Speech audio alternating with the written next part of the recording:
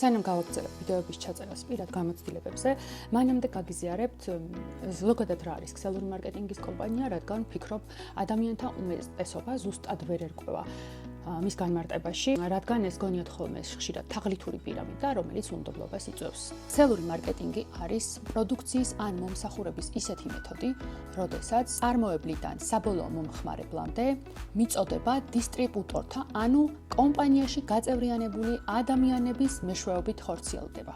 ახლა შეიძლება გაგიჩნდეთ კითხვას, თუ საიდან იღებს შემოსავალს ქსელურ მარკეტინგში ჩართული ადამიანი და გიპასუხებთ, როდესაც ადამიანი წევრიანდება კომპანიაში, მას აქვს განსაკუთრებული ასტაკლება ან შემოსავალს იღებს გაყიდვების რაოდენობიდან გამომდინარე.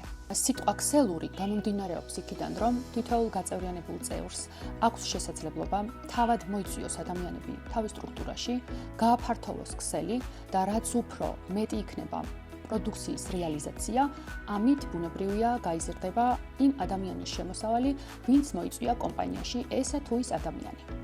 ვფიქრობ, ახლა უკვე სწორი წარმოდგენა შეგიქმენი ქსელური მარკეტინგის ბიზნესის შესახებ, თუ მოგწონს ასეთი სახის ვიდეოები, გაინტერესებს ჩემი პირადი გამოცდილება და ისტორია, გამოიწერეთ ჩემი არხი, გამოხატე რეაქცია და დამიტოვე კომენტარი.